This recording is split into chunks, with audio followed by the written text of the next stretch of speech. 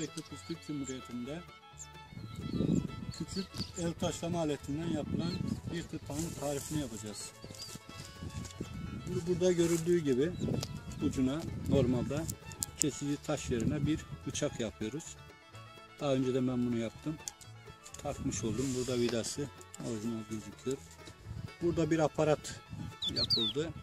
Aparattan bu kenarlardaki vida deliklerinden vidalandı. Burada kesilen otu toplamak için tekrar önüne düşmesin diye bir mekanizma yaptık. Gerisi sap olarak tahta kullandık, hafif olsun diye. Burada elektrik sisteminde bir tetikli çalışmayı anında kesebilmek için geri bir herhangi bir durum olduğunda tetik sistemi monte ettim. Tekrar burada geliyor, burada takıyoruz.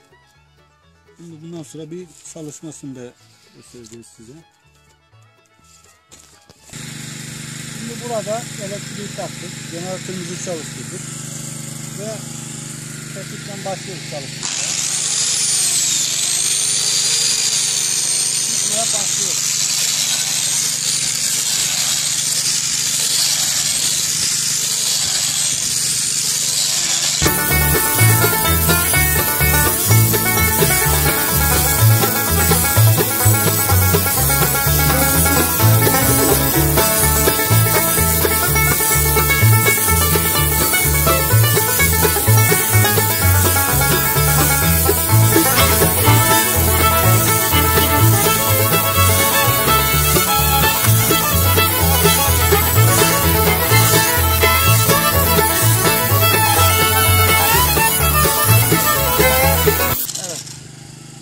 Gördüğünüz gibi profesyonel olarak işimizi görebilirsiniz.